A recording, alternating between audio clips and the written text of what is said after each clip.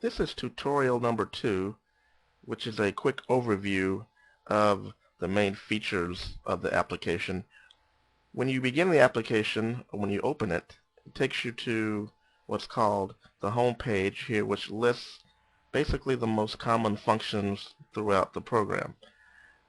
How to add new items, how to view them, searching, printing, looking at everything in a grid, customizing the fields. Here are 6 canned reports, and we have a tools area on backing up, the help manuals, passwords, updates, and then we have extras here, slideshow, thumbnails, and then finally a contact manager. These are basically the most frequently used functions within the application. Now, when the program starts, you can simply click close this window if you don't want to use any of these particular icons, or you can also uncheck show this window at startup if you don't want to see it every time the program begins.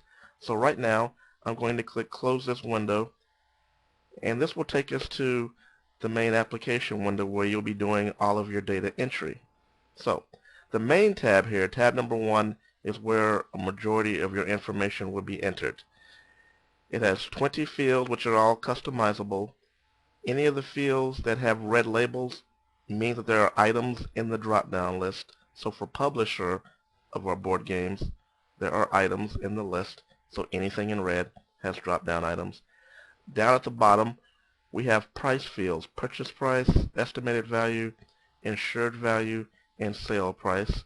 And these can be important for reporting purposes, so it would be a good idea to enter prices here if you know them, especially the purchase price and the insured values.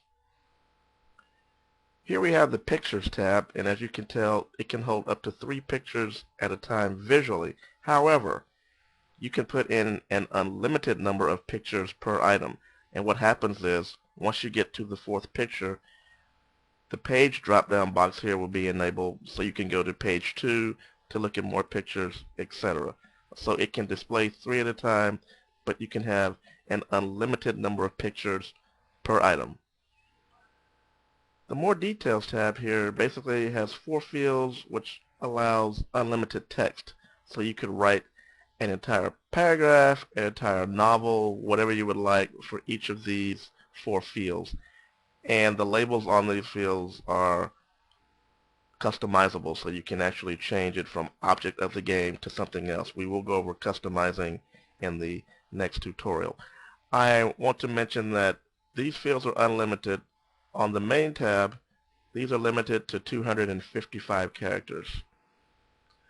The Other Categories tab, these are just check boxes so that you can turn things on and off to be able to better categorize your items for doing reports later. So in this case, if I wanted to run a report on all games that had dice, I would make sure that I would check dice along the way if the game did have it, and I could do a report later, or a combination of dice and game cards. And these fields here are customizable. Any field that's underlined, like all of these here, the More Details tab, and main, anything that's underlined can be customized, which once again will be in the next tutorial. This tab here, the Purchase Sale tab, is basically for who you purchased the item from or who you sold it to.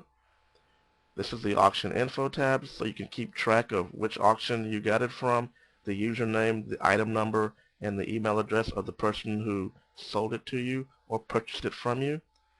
We have the Notes tab here, which allows you to add unlimited number of notes.